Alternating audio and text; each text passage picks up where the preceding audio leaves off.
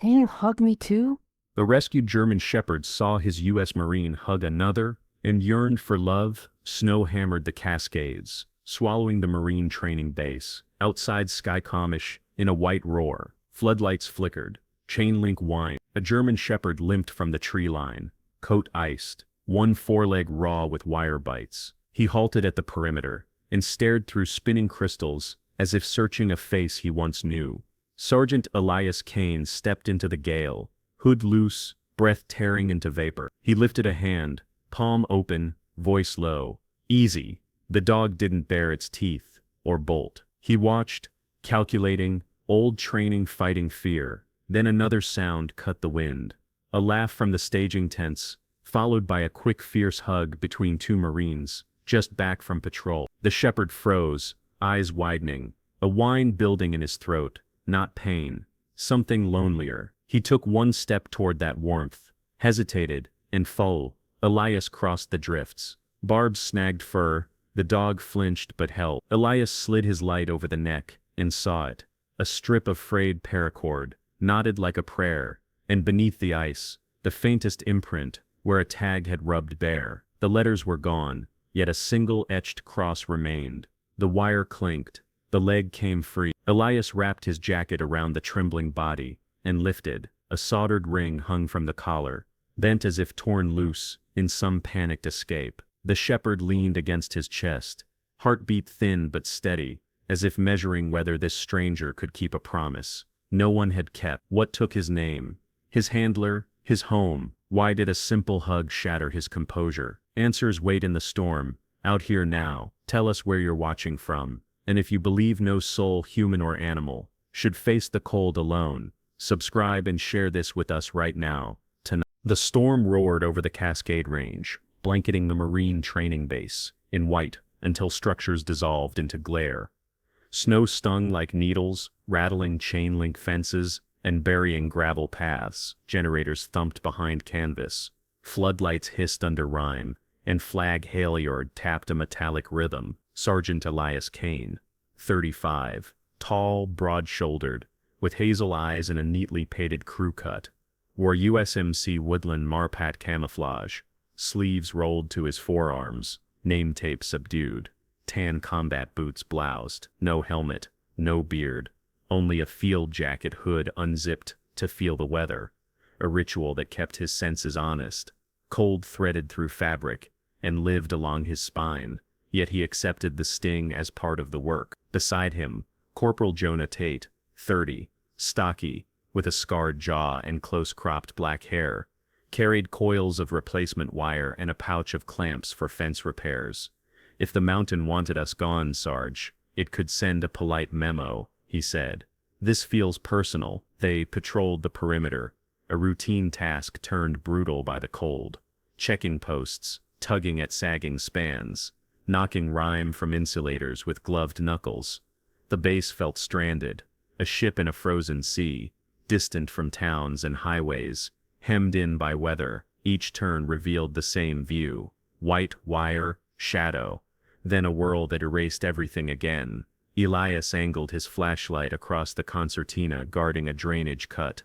The beam trembled over barbs and ice feathers, until it snagged on a knot of movement. There, trapped low where new drifts had hidden old coils, a German shepherd lay twisted, an adult male, black and tan coat matted, one foreleg bound by a loop, blood freezing to rust across the snow. The dog's ribs lifted in slow, stubborn breaths. Amber eyes, tired but alive, fixed on the light, not pleading, simply refusing to quit. Jonah swore under his breath. Stray from the valley, dump job, don't get near that muzzle. Feral flips fast. He set the wire down and crouched just outside the reach of teeth, squinting against spindrift. Weather will finish it in an hour. Elias felt the old quiet settle in, the one that narrowed noise during contact drills. He lowered to a knee, planted the flashlight on a post cap so both hands stayed free, and studied the track. One barb had sunk shallow, another looped the pastern. The legs swelled where circulation fought the cold. Hold the coil, keep it steady, he said. Copy. Jonah slid closer, boots braced, shoulders hunched, eyes on every twitch and fur. "You're filing this under mercy mid-blizzard. I'd have chosen coffee." The dog didn't growl. He watched Elias with alert stillness, as if a handler's shadow hung around human movement. A rag of paracord showed beneath ice along the collar, frayed and snapped near a soldered ring. No tag remained. Frost clung like ash to his ears. When Elias moved his right hand toward the loop, the shepherd flinched, then forced himself still again, choosing trust over recoil by a thread.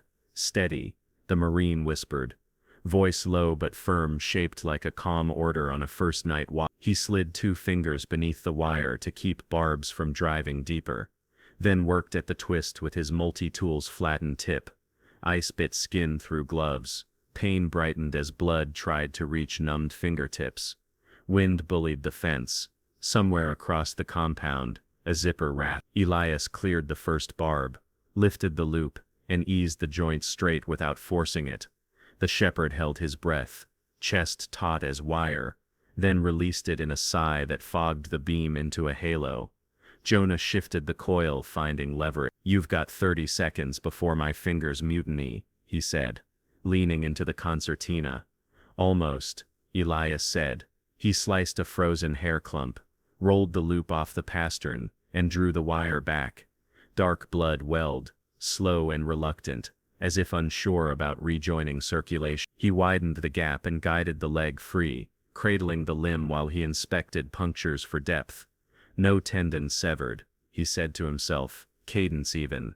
"Cold shock, lacerations, dehydration." The dog slumped, exhausted, yet kept his gaze on Elias, unwilling to surrender attention. Elias tucked his field jacket around the shivering frame, pressing warmth along the spine. Weight settled against his thigh. The heartbeat under his hand felt thin, a soft drum barely keeping tempo. But stubborn. He lifted, careful to support the chest and injured leg, and rose into the blood. Jonah hooked the damaged span to a brace and fell in beside him. "Staging heater went finicky again," he said. "I'll bully it back into virtue if you carry our guest." They moved slowly, a triangle of man and wounded survivor pushing against a world that wanted everything still. The base showed itself in fragments, a forklift under a tarp, cots behind a flap, a coffee mug frozen to a table. Inside the staging tent, the canvas groaned on its frame. Heat shivered from the diesel burner, wavering enough to blunt the edge. Light pooled on crates in the cot. Elias set the dog down and peeled the jacket back to expose the leg. "Gauze tape, scarf," he said, reaching for a kit bag. Jonah dropped the coil, dug through containers, and returned with a roll of gauze, a clean scarf and a canteen. "Last of the good cloth," he said, handing it over. He tipped water onto his palm, and let the dog lap slowly, giving time between sips to avoid shock. Elias cleaned the punctures with warmed canteen water, blotting with the scarf folded into a He wrapped the joint, firm enough to control bleeding, loose enough to respect swelling, then taped the ends and swaddled the limb with the scarf to insulate. Movements stayed economical, respectful, steady. The shepherd watched as if cataloging a ritual he used to know, eyes flicking from hand to face, back to hand. A gust punched the canvas. Elias set his palm against the dog's neck, feeling the coarse coat under damp. "You made it to the fence," he said softly. "That count." Ears tipped toward the voice, then toward the door, measuring threats, measuring safety, returning to him as if sorting priorities. Jonah angled the vent. "You going to file this as inventory?" he asked. One four-legged morale asset previously entangled. The grin faded. "Think he belonged to somebody in uniform?" "Maybe," Elias said. He lifted the collar edge. The frayed paracord told a story of work and loss, of a name torn away. "Build says trained. Eyes say he's seen duty." He looked up, lamplight catching hazel irises. "Either way, he's ours tonight." Outside, the gale clawed at guy lines. Sleet ticked on plastic bins. Inside, warmth gathered in circles around the cot. Breathing evened, each rise a little deeper. each fall less fright. The base's isolation pressed against the canvas, yet the storm's cruelty did not carry the day. Elias's resolve held. He had chosen, and he would see that choice through, here on a frozen edge of Washington.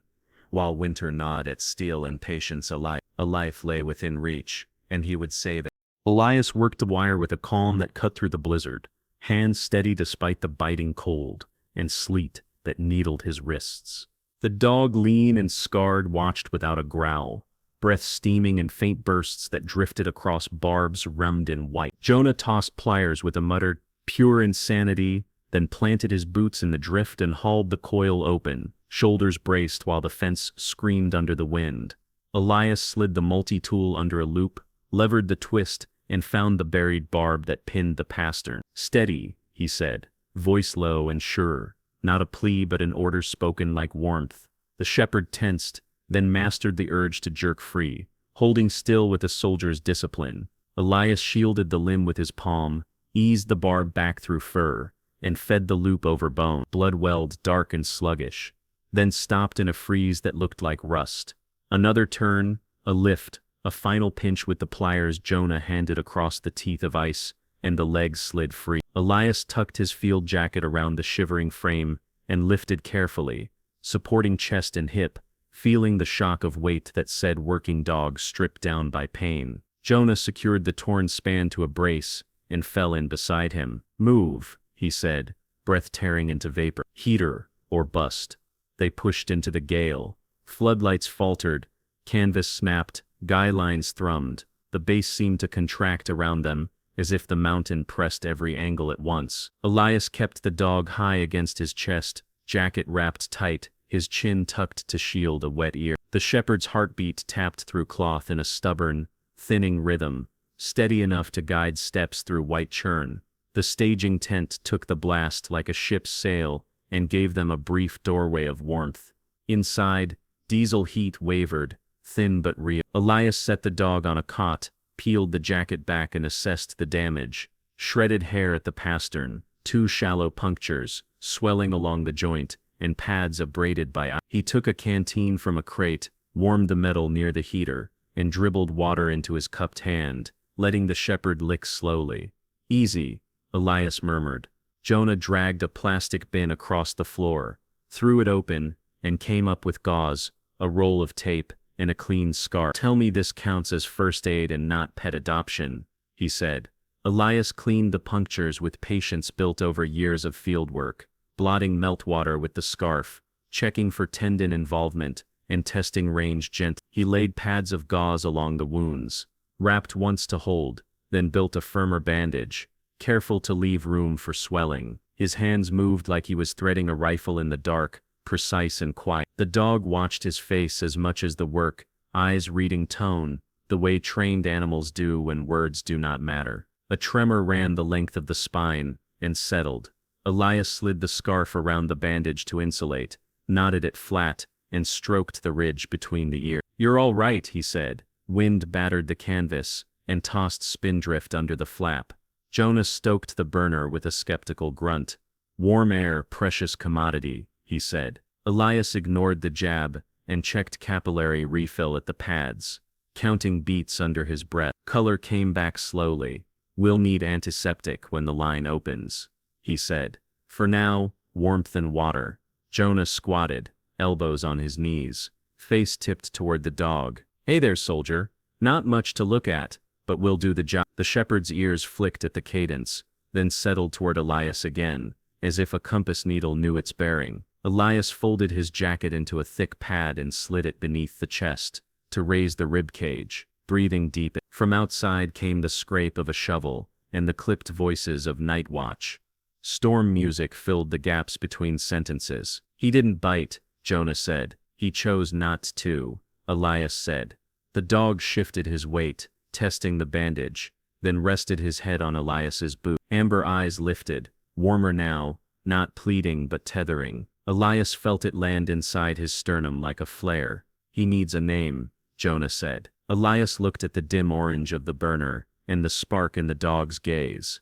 "Cinder," he said. The words settled in the tent, and found a place to glow. Cinder breathed, a slow, deliberate inhale that seemed almost like agreement. Elias tested the wrap again, verified circulation, and offered another measured sip. If you've ever felt a spark of kindness change a moment, pause. Have you seen it save a life? He said, voice half to Jonah, half to the quiet world beyond the canvas. Share below, Jonah snorted.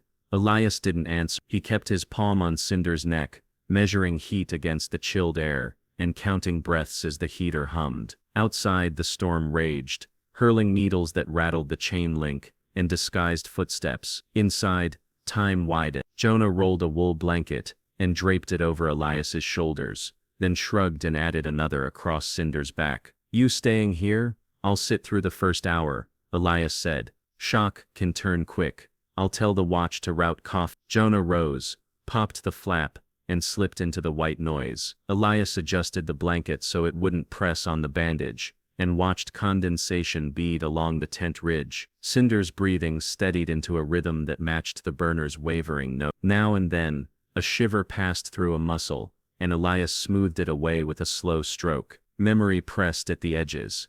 Cold nights in other places, brothers down, the stubborn act of staying. He kept his focus on the present, and refused the undertow. The dogs slept, then surfaced, then drifted again, each cycle a step back from the cliff. Jonah returned with a field thermos, 2 enamel cups, and a ration bar. Medics stuck on plow duty. We're it, he said. Pouring, steam climbed and made the tent smell like cheap roast. Elias drank and held his cup near Cinder, so heat would gather above the bandage. You're going to make me defend this to command, aren't you? Jonah said. You'll say we secured a hazard at the perimeter, Elias said, and maintained morale. I hate that you're right. They sat in a quiet that felt truer than talk. The dog's paws twitched once, as if running through drifts only he could see. Elias slid 2 fingers under the scarf to ensure nothing tightened dangerously. He turned the roll slightly, checking the edge. Cinder sighed, then opened his eyes with a look that did not skip past Elias to the door or the heater. Attention held, a bond, still small but real. The wind changed pitch. A lull opened, and showed the drag of snow across the Through that brief quiet, came a distant laugh, followed by a quick hug, warmth squeezed into seconds. Cinder's ears pricked, a soft whine rose and faded. Elias felt it and answered with a firm hand. We're here, he said. He set the cup aside and checked the paws again. Pale scars along the forelegs suggested hard work long before tonight. The broken paracord at the collar told the rest. Someone had depended on this body. Someone had lost it. The mountain had tried to claim the remainder. Not tonight. Elias adjusted the vent to cut the draft. Jonah drew a grid in the frost blooming on a crate lid, and set a watch schedule, adding a mark labeled dog check. Don't read into it, he said. Elias allowed a thin smile, and returned to the work of staying. The heater hummed. The storm reasserted itself, and the tent settled into a cadence that living beings recognize when danger pauses, but refuses to leave. Cinder blinked slowly, then tucked his muzzle against Elias's boot again, claiming the small truth of contact. Elias let his shoulders drop for the first time since the fence. Relief did not announce itself. It arrived as endurance that finally felt possible. He sat while minutes closed around them like hands. The mountain could roar, duty could call, grief could walk through any door. Yet here lay a life that had asked for nothing, and received whatever 2 men in a storm could offer. Refusing to let the night claim him was not dramatic. It was simply what a compass does when you refuse to turn it away. Elias breathed with Cinder, until their rhythms matched and the coil outside iced over, and the world, though brutal, gave them enough time to begin again. The heater ticked as fuel met flame, a metronome that steadied nerves in a world gone wild. Elias checked the pupils with his penlight, saw them track, then let darkness return so rest could do its work. You always take the hard posts, Jonah said, not accusing, stating a fact everyone knew. Somebody has to, Elias answered. Cinder shifted closer, a rasp of fur against canvas, then went still with his nose against warm leather. Outside, a gust dragged at the stakes and failed. In that pause the base felt human again, a small ring of tents, holding out against a mountain's indifference. Elias logged pulse, respiration, and skin temperature on a scrap of cardboard, then slid it under the mug, so it would not blow away when the door opened. Jonah poured coffee and left it within reach. "Wake me if he shivers hard," he said. "I will." They let the silence stand. When the next squall arrived, it found them ready. A Marine, his friend and a battered survivor, who chose to stay. Hope held steady as coals buried under ash, waiting quietly for morning. Morning broke gray and silent over the training ground, a muted light that softened the hard edges of night. Canvas creaked, guy lines moaned, and the diesel burner kept a calm hum. Cinder stirred on the cot, weak but alert, his bandaged legs stiff. He lifted his head, blinked, and scented the air in short, careful breaths. The scarf around his limb held. The gauze beneath showed a faint pink, where warmth had coaxed blood back to work. Elias sat cross-legged beside the cot, boots off to protect the fabric, sleeves rolled to his forearms. He spoke in a low voice about base life, letting a simple rhythm build safety. Pre-dawn muster drills that bite like the wind, coffee that scalds and revives, laughter that sneaks into logistics, and loss that arrives without asking. He did not list medals or dwell on grief. He named ordinary anchors that steadied men when winter refused to quit. Cinder listened with a focus that felt almost human. One ear tracked the door, the other tilted toward Elias, as if old commands hovered at the edge of memory. When Elias mentioned the metallic scent of a weapons bench and the snap of a clean rack, the dog's tail brushed the blanket once, a small reflex from a past built on repetition. Elias let a faint smile pass and kept talking, giving the animal room to find himself again. Jonah ducked through the flap and brought a slice of cold air with the smell of snow. He carried 2 tin mugs and a folded towel. "Morning, Sarge," he said, sarcasm softened by the shepherd's open eyes. "Your guest lived to test our fuel budget." "Not a guest," Elias said. He set a hand on Cinder's chest and felt a steadier rhythm than the night before. "He's ours until he isn't." From a ration pouch, he took small bits of rehydrated beef. He held them on his palm, flat and still. Cinder sniffed, hesitated, then took a single piece with careful lips. A second bite followed after a pause. Elias nodded and offered water from his cupped hand. The dog lapped in measured sips. Boots crunched outside. Lieutenant Clara Voss pushed through the flap with a clipboard under one arm. 34, lean, auburn hair in a tight bun, eyes the clear blue of late ice. "I hear you two adopted half the valley," she said without smiling. "Let me see the patient." Elias shifted so she could reach the cot. Cinder's ears pricked and set. Clara crouched, checked pupils, lifted a lip to assess gums, and pressed along ribs to gauge hydration. "Temp?" she asked. "Warmer than last night," Elias said. "Drinking in sips, no vomiting, no diarrhea." She peeled the scarf back from the bandage with practiced care. Gauze edges, puncture margins, swelling at the pastern. Her eyes counted all of it. "Good field work," she said. "Shallow penetrations, no tendon damage, blood flow returning. He's built for work, head like a problem solver. I'd bet on a past life of service." She touched the frayed paracord near the collar. "Tag's gone but the story's still here." Cinder watched her, then Elias, and held still. The burner's tremor sounded like music during the pause. Elias gave another small piece of meat. Cinder accepted and relaxed his jaw. "We'll flush with antiseptic and start oral antibiotics when the plow breaks the road," Clara said. "Until then, warmth, hydration, and short walks to prevent stiffness. Keep his mind busy. A brain like this needs tasks." Jonah leaned on a crate, arms folded. "We're keeping him when the storm quits. I have a policy. Never sign adoption papers during a whiteout. We are stabilizing a living being inside our perimeter," Clara said. "After that, the command will want a report." Cinder's tail brushed the blanket again, louder in the quiet than it had any right to be. Elias offered his palm. The dog nudged it with a warm nose. Elias traced a line from ear to shoulder in one slow stroke. Muscles shivered and set. He offered another bite, then a few drops of water, and wiped the muzzle with the towel. Clara stripped off her gloves. "Keep voices low. Keep movements predictable. If he startles, hold still and let him come back." She lifted the flap. "Kane, nice work." "Thank you, man." Silence returned with a softer snow. Flakes ticked against canvas, making the tent feel like a safe room. The base outside continued its rituals, plows grinding on the lane, a shout from the motor pool, the flag snapping when a stray gust found it. Inside, a dog relearned the rules of trust 1 inch at a time.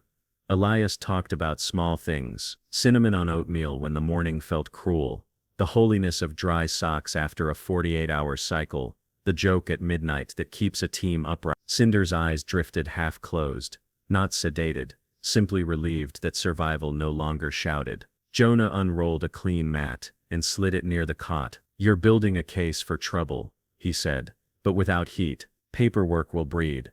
Maybe decency should breed," Elias said. He watched Cinder for a long moment. "I've called plenty of things feral to avoid feeling anything," he said. "Might retire that word for a week." Elias let silence carry the concession. He extended a boot. Cinder set his chin on the leather and exhaled a warm breath that fogged the toe. "When someone trusts again after pain, doesn't it feel like a miracle? Tell us your thoughts." Between dozing and waking, Cinder allowed care. Elias trimmed a ragged patch near the bandage, so the wrap would not trap moisture. Checked nail wear to guess how long the dog had run over frozen ground, and wrote a short note on a scrap of cardboard. "Intake, behavior, vital." Recording gave the moment a frame, as if the log might matter to someone beyond their makeshift ward. By midday the storm thinned, light grew less metallic, edges returned to the world, beyond the flap, and a plow cleared a path between tents. Someone shouted that the galley had hot soup. Jonah went to fetch rations. Elias stayed seated, hand resting on a rib cage that lifted with growing confidence. He was not guarding so much as witnessing the difference between control and care. Jonah returned with a bowl and a grin. "Cook sent broth for the hero." He set a small tin near the cot. Elias cooled a spoonful, thinned it with water, and let Cinder lick it from the edge. 3 careful laps, then the dog stopped on his own. Elias praised the restraint under his breath. Outside, plows scraped ice, while prayerful breath rose, warm, visible, and grateful for the second chance. "Adopting trouble," Jonah said again, but the phrase now sounded like a blessing disguised as a warning. "Still, I'm not against the right kind." Elias looked into steady Ember and saw loyalty taking root, not as spectacle, but as habit. The storm had not finished with the mountains, yet inside the tent a bond tightened. It settled like the burner's hum, a quiet promise, held at body temperature, ready to meet whatever came next. Weeks later, a small shelter finally reached the base. A white van crept up the plowed lane, wipers thudding a steady beat. When the doors opened, straw and disinfectant drifted into the cold, followed by squeaks too hopeful for February. 6 German Shepherd pups lay in crates, all paws and ears. One tumbled forward, another hid, a third chewed a latch with comic focus. The smallest curled in a corner, frail and quiet, breath fluttering as if the air weighed more than she could lift. A tag on the carrier read Ember in a tidy hand. Elias lifted that crate first. Wind cut through his jacket, yet the warmth inside felt delicate, easily stolen. He set the box beside the staging heater, unlatched the door, and slipped both hands beneath the pup's ribs. Bones pressed through soft fur, tiny lungs fought for rhythm. She tucked her nose into the crook of his wrist. "Hey Ember," he said, "stay with me." Cinder stood 10 paces away, just inside the flap, tail still, eyes unreadable. Distance returned like a winter habit. When Ember gave a ragged sneeze, his ears flicked, then leveled again. He did not step closer. Jonah carried 2 more crates inside and set them down. "Cargo received," he said. "Command wants the sturdy ones bedded in the equipment bay. Medic says the runt stays here until she gains ground." "Copy," Elias said. He lifted a stethoscope from Clara's kit and listened to Ember's barrel chest. The sound was thin, wet at the edges, more whisper than breath. He warmed a towel by the burner, folded it around her body, and tucked a hand beneath to anchor the heat. "We'll pace feeding," he said. "Small sips, frequent." Clara pushed through the flap with a clipboard. "Let me see her." She slid a palm under fur, counting, lungs tight, likely aspirated after transport. "Reflexes good. Keep her upright after every swallow. If she coughs, pause." She lifted her gaze to Cinder. Senior observer appears unconvinced. The big dog held her stare, then looked toward the snow. Elias prepared a saucer, with thin broth, set it near the heater, and cupped a spoonful to Ember's mouth. She lapped, paused, lapped again, then shivered. He let her rest against his wrist before offering another taste. Outside, flakes drifted softly, a gentler reprise after weeks of hard storms. Have you ever felt torn between two loyalties? Share your story below today.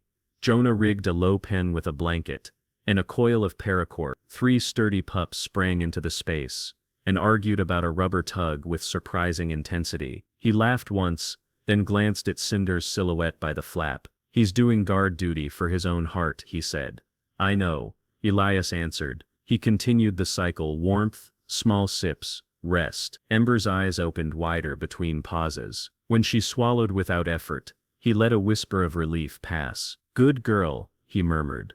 Cinder's bowl sat untouched. His mat stayed empty through the afternoon. When Elias crouched near the door to offer a slow palm, Cinder met him halfway, sniffed and then moved to the threshold again. Posture calm yet held apart. Elias respected the distance. He returned to the cot, laid Ember against the folded jacket, and traced a slow circle along her flank to invite sleep. Clara wrote a schedule on the tent pole with a grease pencil. I'll bring antibiotics when the supply truck makes it up the grade, she said. Until then, lungs and... She looked at Elias, then at Cinder. Change rearranges a pack. Doesn't mean betrayal, just means work. Evening softened the compound. The motor pool quieted. Plows retreated. Elias carried Ember from the heater to his chest and back again in slow loops to keep circulation steady. Her paws kneaded the air, then relaxed. Cinder drifted outside for a circuit of the line, and returned to the same square near the entrance, a sentinel carved from shadow. His head turned when Ember coughed. He didn't come closer.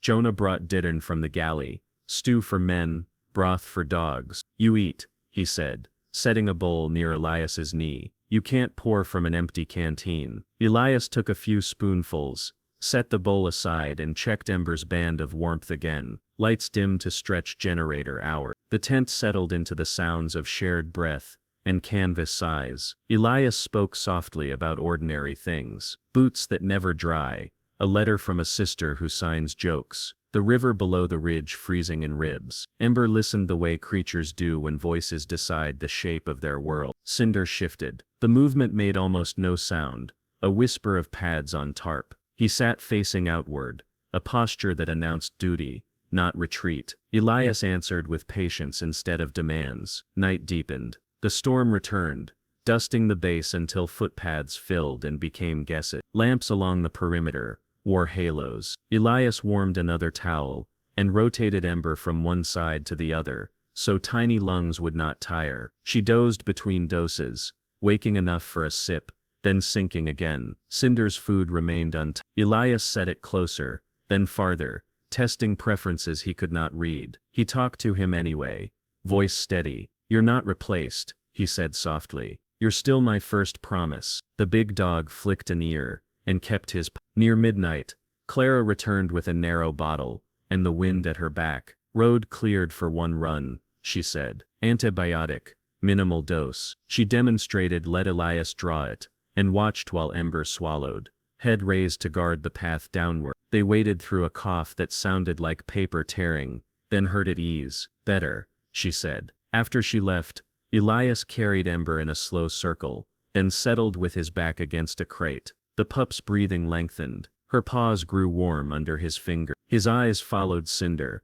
a darker shape inside the dim. Snow filmed his whiskers white. Frost lay along his back like powdered marble. The older dog seemed to fade into the night, and yet remained the point the night revolved around, drawing watchfulness into an unmoving circle. Come in, Elias murmured. Cinder's gaze flicked toward the voice, then slid to the flap again. The tent glowed behind him, a hearth line he would not cross. Another hour passed. Ember's ribs rose smoothly now, the rattle dimming to a distant whisper. Elias draped his jacket over both of them, and let his neck rest against the canvas. Somewhere, a laugh rang and vanished. Somewhere else, a hymn hummed while a sentry walked through white. Elias stayed awake until the body's instruments told him the pup had found a pocket of rest. He let his eyelids fall a fraction. He didn't leave the chair. Cinder remained at the threshold, a silhouette against the pale drift. He glanced once at the cot, then fixed on the snow, eyes bright and distant,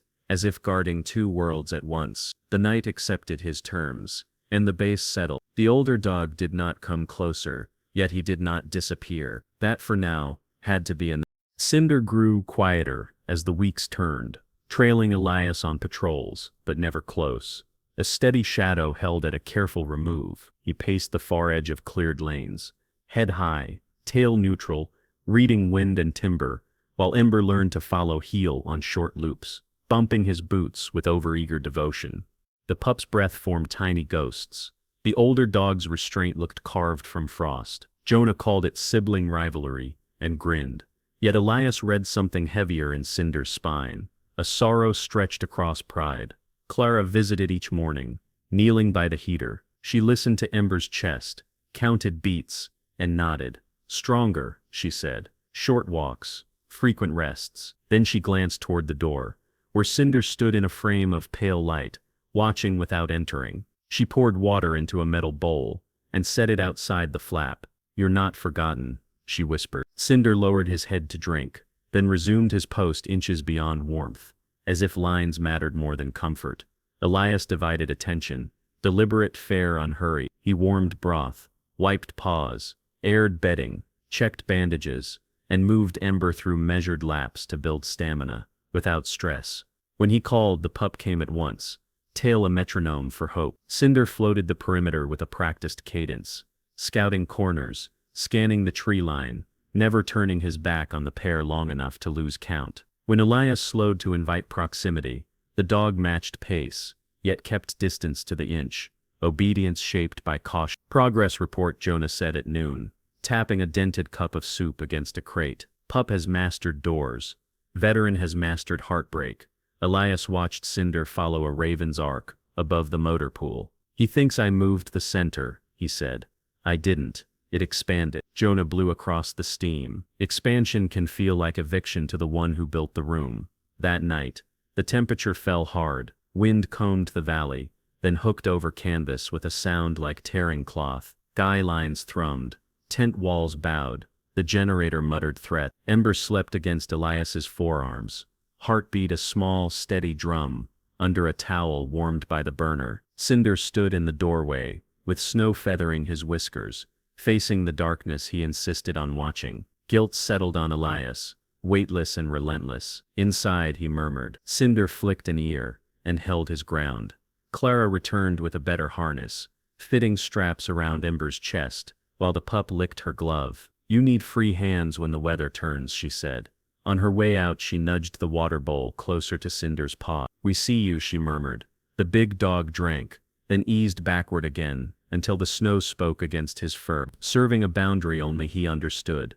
Patrols shifted to daylight. The perimeter became a broken oval of drifts and glare. Elias walked the inner arc with Ember 10 paces behind, trying to look properly serious. Cinder covered the outer arc, a dark figure in motion, near enough to intervene, far enough to pretend otherwise. When Elias paused and reached a hand toward empty air, the dog slowed but stayed beyond touch, as if contact might cost more than vigilance. By evening the storm returned, not with rage, but persistence, a patient grit that filled paths faster than boots could sketch them. The generator coughed. Jonah cursed it into obedience. Clara left a pouch of antibiotics, and a note about spacing doses. Ember finished a neat lap of the tent, and collapsed at Elias's ankles, pleased with herself. Cinder retreated 2 steps deeper into the shadow. Elias saw the choice. Keep watch, need nothing, lose nothing. Wind pulled hard along the ridge after midnight, and rocked the tents. Elias covered Ember with a warm towel, and listened to the radio crackle, then whisper, then go still. Old nights rose, the ones when silence meant somebody was farther away than the map admitted. He pushed through the flap with a flashlight, and called. Cinder, eyes flashed in the beam, wary, snow spun between them like smoke. Elias crouched to lower his silhouette, and held the light at an angle so glare wouldn't blind him. "Here," he said, steady, as if laying a plank across a gap. A gust shoved straight through his jacket. He reset his footing. Inside, Cinder shifted, paws crunching, posture hardening. Spindrift braided over his shoulders and stayed, cloaking him in pale armor, Panic knocked on Elias's ribs.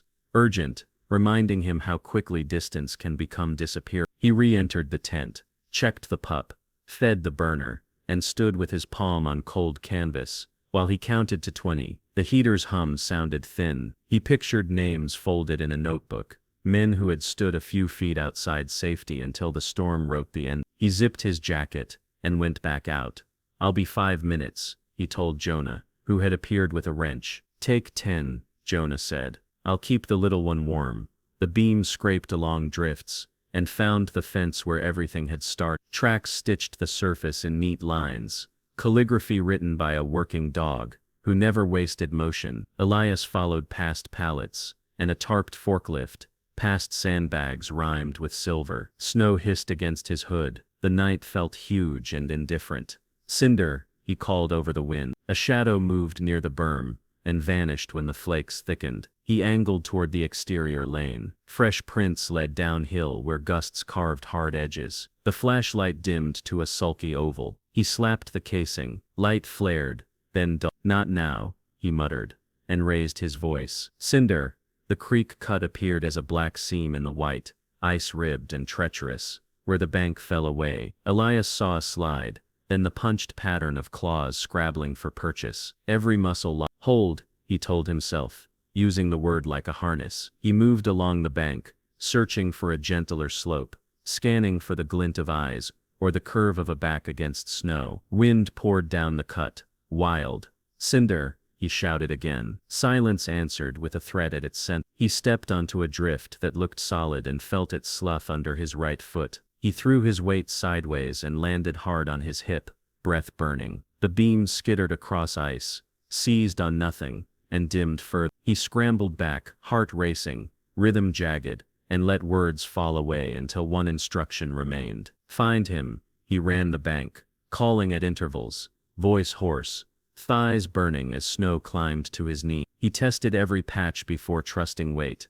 braced where crust might break, checked shadows where willows trapped powder. He listened for a shake, a whine, a scratch. Nothing answered but wind and the tired creak of tents behind him, straining at their line. He stopped, planted his boots wide, and used the last stubborn strength in the flashlight to etch one bright path into the storm. He drew breath until the cold hurt enough to keep him from shouting nonsense. Then he gave the night a name, and a demand everything he had left braided into one plea that refused old endings. He would not lose him tonight, ever. "Cinder, come back." The storm turned wild, snow blinding, and the ridgeline disappeared behind a heaving white curtain. Elias forced through drifts that swallowed his thighs, tracking faint paw prints that surfaced and vanished under gusts. He called Cinder's name until his voice frayed, the sound ripped thin by crosswind. His flashlight jittered while he climbed a berm and slid down the far side. He swept the timber, saw nothing, swept again, and caught a slash of a tail before white erased it. He followed geometry instead of landmarks, letting the staggered rhythm of prints sketch a promise that the dog still moved ahead. "Cinder," he shouted, steady enough to sound like an order, not a plea. A break in the squall opened a window on the creek cut, a dark seam where ice stitched the channel. He angled toward it, slid to his knees near the lip, and read the story. A paw pressed hard, a slip, claw scratches, hesitation. He leaned out, wind raked the gully, the surface murmured under the crust. A shout rose behind him. Kane, Jonah and Clara burst from the white with flashlights lifted, beams cutting the roar. Jonah carried a blanket and a flare kit. Clara had a med pouch strapped high. "You should have waited," Jonah said. "Tracks led here," Elias answered. "He's close." Clara swept her light along the channel. "Look under the banks. He'll shelter where roots weave." Elias crawled along the edge, boots sliding on glazed grass. He swept beneath an overhang and found him.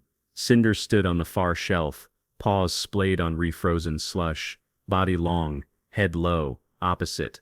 A coyote squared itself, ribs sharp, fur iced, eyes mean from hunger. Neither moved, each waiting for the other to make the first wrong decision.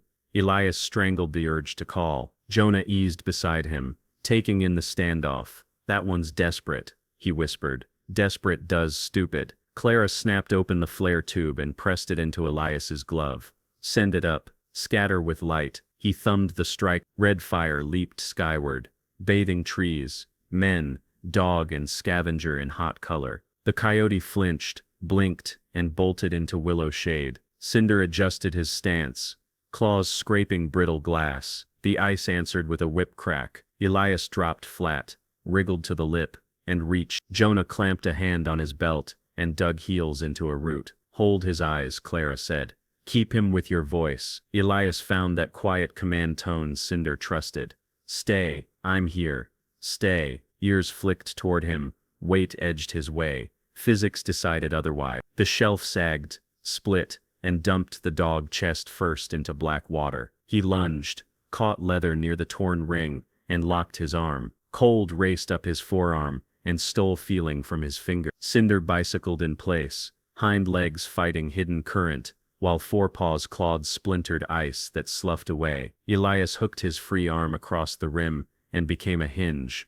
Jonah slid closer and turned that hinge into a lever. On two, Jonah said. 1, 2. They heaved together. The dog surged, slipped, surged again. The shelf cracked further. Clara thrust a looped strap toward the brake. Elias shoved it under Cinder's chest, and bit the webbing to free both hands. Jonah hauled the free end. Water sheeted over them. Shards slapped their faces. Then the dog came up in a spill of slush and collapsed across the bank. Elias rolled with him, wrapping his body around the shaking frame to break the wind. Jonah dragged the blanket over both, and held it tight while Clara checked pupils, gums, breath and limb response, with swift practiced touches. No fracture, she said. Lungs are wet but working. Keep him high and warm. Elias pressed his ear to fur and counted a rough rhythm, then spoke into it. Easy, Cinder, easy. The flare hissed down the channel, and burned brighter for a few seconds, throwing wild shadows that made every drift look like a wall. Jonah slid an arm under Elias's shoulder. Your turn, he said. You're shaking. Elias tried to stand. The world tilted.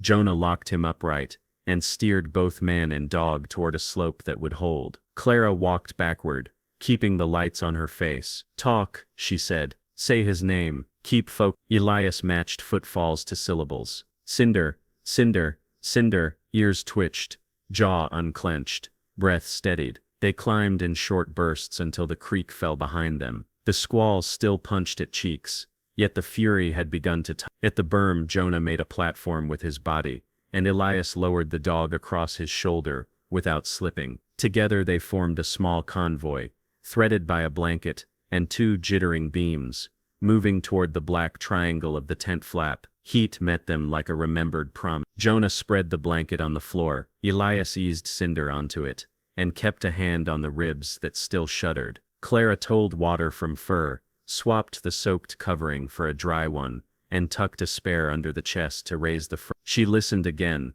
then looked at Elias with a softness that cut through the leftover roar. He came back for you, she said. Elias swallowed and nodded once, unable to trust speech. The dog's gaze held his without panic now, only tired certain. Jonah wrapped another blanket around Elias, and pressed a steaming cup into his hands. Drink. Heat slid down his throat, and sent sparks into fingers that had turned to iron. He kept his palm on the dog's neck, and felt warmth return grain by grain. Clara rubbed along the spine to push blood outward. When the sky opens, I'll fetch warm fluids, she said. For now, hands and quiet. Outside, the night lowered its voice. The flare burned to a nub and went dark with a hit. Wind still ran the ridge, yet the rage had thinned, leaving room for breaths that did not feel stolen. Jonah cracked the flap, and peered toward the horizon. There's a line of light, he said. Faint, but real. Elias turned his head. Beyond the canvas,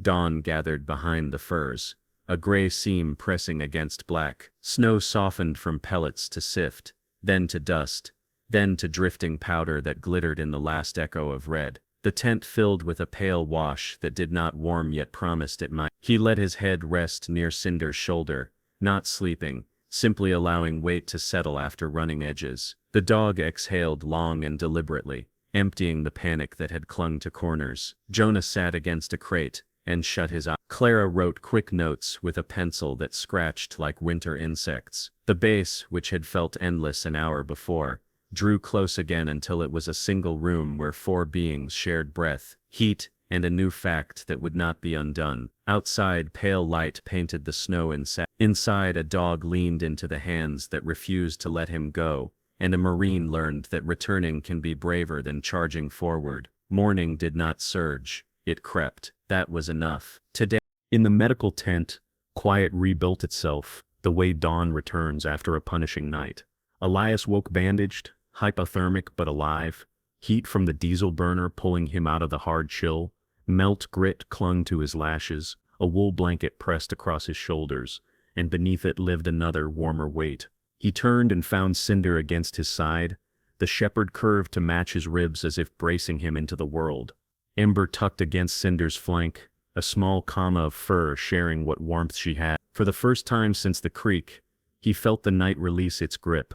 He tested fingers and toes, and welcomed the ache, because the ache meant he had come back. His throat rasped when he spoke. "You made it."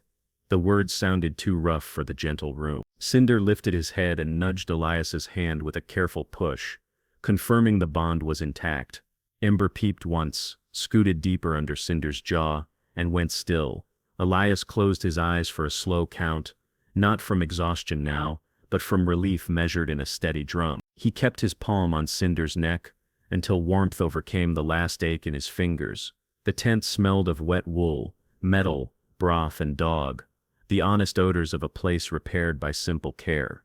The flap opened, and Clara stepped in with a thermos, snow dusting her shoulders. She paused at the sight of the cot, and allowed a small smile that reached her eyes. "Excellent triage," she said. "Shared heat is the oldest medicine." She checked the dressing on Elias's temple, tested his grip, then turned to the dogs and listened to both chests, with quick, practiced attention. Strains and bruises, a near miss for cold water shock, but steady lungs now, she said. Short walks later, fluids for everyone. "And you," she added, tapping Elias's blanket, "do not negotiate with cold." He tried to protest and failed, when his own breath trembled into fog. Jonah shouldered through the flap with 2 wool caps and a grin he tried to hide. "Family reunion," he announced, then lowered his voice. "Nobody's filing a report on that, right?" He set the caps on a crate, slung a blanket over a chair, and crouched to scratch Ember's shoulder. "Runt, meat paperwork." The pup yawned, stretched, and set a small paw on Cinder's foreleg. The older dog let it rest there, gaze steady, no hint of retreat. Guilt loosened in Elias the way river ice fractures when water starts to move. "I should have split my attention better," he said. Jonah shook his head. "You chased a ghost named Choice." He came back carrying both. Clara looked up from her notes. "When trust is rebuilt, doesn't it feel like a gift?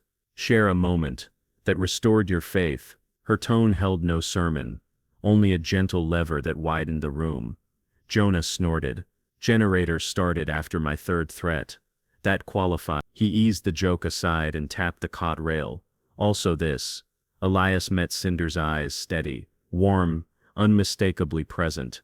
That gaze had carried him through the creek and back to warmth when panic tried to claim him. "I thought I lost you," he said. Cinder's ears flicked forward, then settled, while Ember pressed closer and shared her small store of heat with both. Clara checked Cinder's paws for cuts left by the ice, and wiped his legs with a towel heated near the burner. "We'll watch for delayed soreness," she said.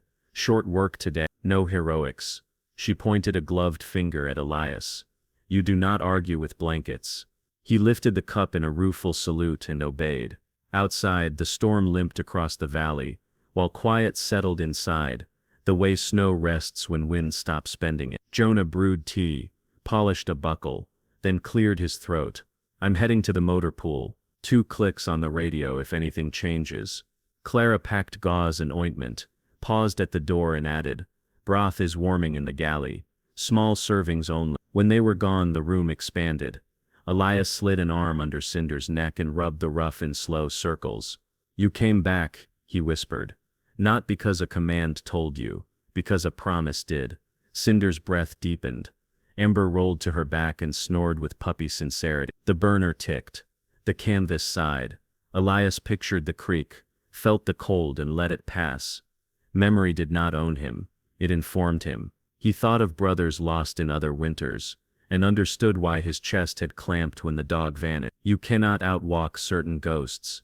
You can teach them to sit while you do the next right thing. He tucked the blanket higher and pressed his shoulder to Cinder's, until their shapes matched. Light changed along the ridgepole, trading blue for pearl. The tent brightened, the world unclenched. Ember woke, blinked, and decided the day needed greeting. She touched Cinder's cheek with her nose, then tapped Elias's wrist as if checking a pulse. He laughed, low and hoarse. Medically sound, ma'am. Cinder flicked his tail once, a crisp acknowledgement. They rose carefully. Elias tested the balance, then clipped a line to Cinder's collar, and another to Ember's small harness. Outside, the air tasted like stone washed clean. Snowfields shone beneath a sky that remembered color. Cinder walked at heel without a cue. Ember trotted beside his shoulder, the student mirroring the teacher. Confidence borrowed and then owned. They stopped near the flagpole. Elias let the lines fall slack and set a palm on each warm head. He prayed without words, a habit that found shape when vocabulary failed. He did not ask for rescue. He thanked the giver of breath for breath returned. Back inside, Clara arrived with broth and a clipboard. Vitals, she said. Compassion in a lab. She checked Elias's pupils, recorded Cinder's gum color and respiratory rate, fed Ember a small portion, waited, then fed a second. Good, she said. No cough. Jonah's voice rattled the flap a moment later. Generator owes me lunch, but it's run. He lifted a packet of jerky like a trophy. Breakfast of victors and veterinarians. They ate, and let the room be quiet again. The dogs slept, their breathing in sync, a fragile peace settling over the tent like soft snow. Elias watched the rise and fall until his lungs matched it. Shame thinned, became accountability, then steadied into promise. He rubbed Cinder's ear. I see you, he said. I always will. Outside, sunlight started on icy edges. Inside, 3 lives adjusted to a larger circle without tearing the scene. The day would demand speed again. Radios, roads, reports. But not yet. In this hour, reconciliation was no speech. It was 2 dogs sharing heat and a man learning to stand still long enough to be forgiven. He lay back and let his eyes rest. Cinder's head settled on his shoulder. Ember curled below his ribs. The burner's hum gathered them. The tent became a sanctuary of canvas. Breath and the decision to return. Elias slept without fear, certain that any voice at the doorway would find an answer from all 3 today. Spring thawed the Cascades, green piercing winter's hold, until white broke into islands, meltwater sang under the berms, tents lost their hard crust, and the flag snapped like a promise kept. Elias sat on a crate outside the staging tent, coffee warming his hands this morning, while morning light pushed along the gravel lanes. Across the yard, Cinder and Ember ran together, teacher and pupil, arcing between snow patches with the assurance of survivors. Cinder wore a green scarf snug at his ruff, not decoration but duty. Certification from the regional program, after weeks of quiet drills in chaplain benches, aid corners and the rehab cots, where men learned to breathe around old noise. He would settle beside Boots, lean when a shoulder tightened, and stay until a jaw unclenched. When a door slammed, and a corporal startled, Cinder's weight steadied the room faster than any speech. The dog worked with a stillness that taught stillness. Ember copied every move with delighted accuracy. She matched sits, held downs, and came on recall like a dart, then checked Cinder before asking Elias, as if the chain of trust mattered more than speed. Winter had starved her lungs, spring had fed them. Now she ran the motor pool's length, and returned without a cough, proud as a cadet earning first stripes. Clara crossed from the aid station with a stiff envelope. Sun found a copper thread in her hair as she handed it over. Inside lay the formal certificate for Cinder's therapy role, and a provisional training note for Ember, once she met age marks. They're your miracle, she said, eyes warm. We kept a promise. Elias answered, thumb on the raised seal. Clara glanced at the dogs looping near the flag. Promises that hold under weather matter more than speeches. Jonah strode up from the generator shed, a wrench hanging from his belt, like a medal he hadn't asked for. He flicked a lighter, caught Cinder's look and stuffed the cigarette away. All right, Sarge's zoo enforces standards. He snapped a photo with a battered phone. Therapy dog apprentice, handler. Frame it or I will.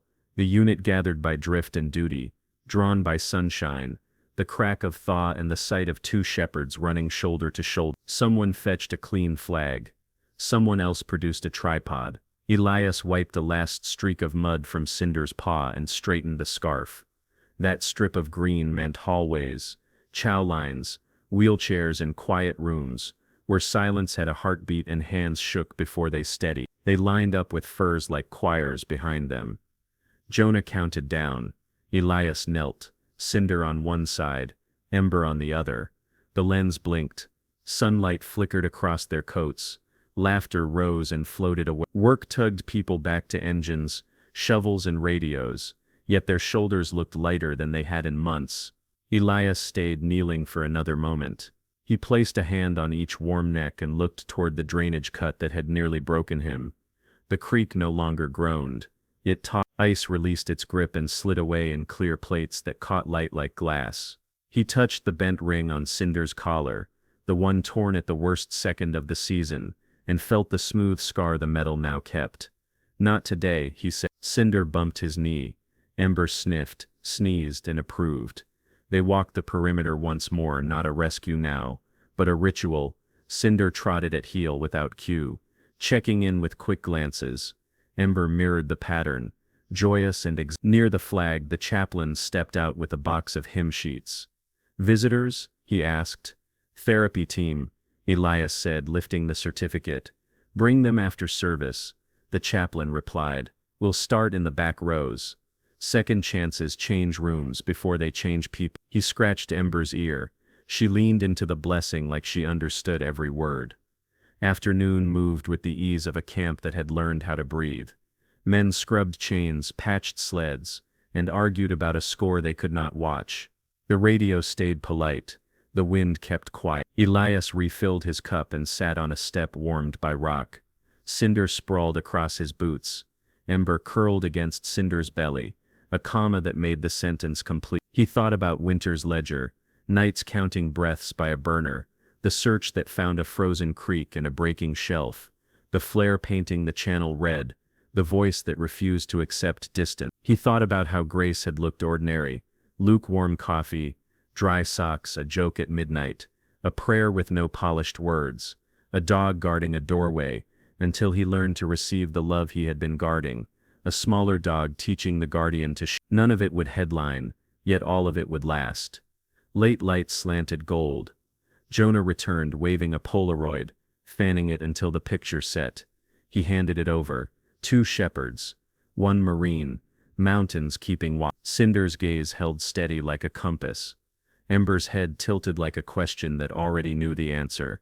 The print smelled of developer and metal. Elias slid it into the envelope beside the certificate, tucked both into his jacket and wrote. The squad formed a loose crescent without orders. Boots creaking on thawed grit. Elias held the phone Jonah had thrust at him, framed the dogs in the ridge, and found words that had been waiting since the first night at the fence. "No one gets left behind. Not in snow, not in life," he said. Heads lifted. If winter taught us anything, rescue keeps going after the pole. It becomes training, visits, cups of broth, reminders, and a hand steady on your shoulder when sirens live only in your head. "These 2 taught me to stay," Clara added, "and to accept being stayed with." Laughter loosened what the cold had hardened. Elias took one more photo, while sunlight turned drifting crystals into a brief constellation. Then he looked into the lens, and spoke to whoever might find the moment, when their own season feels endless. Share this story if it moved you. Comment amen if you believe in second chances. Subscribe for more stories of hope and grace. Tell us where you're reading from. Our outpost loves hearing distant towns. Cinder barked once, a clear note that landed like a seal on the den. Ember chased the echo, stopped and sat without cue, bright eyes fixed on the man who had chosen both. When winter tried to thin every choice, the valley caught that sound and returned it as a softer answer. High on the slope, Snow let go from a branch and fell harmlessly, like a curtain dropping on a long hard act. The green scarf flashed when Cinder shook out his fur. Ember bumped him, daring a sprint. They ran one last loop under a sky washed clean. Elias slipped the envelope deeper into his jacket, lifted his cup and felt warmth settle in his palm and chest. Spring had come to the mountains. Mercy had come to a base that learned to keep its own. The day did not shout, it affirmed. That was enough and everything.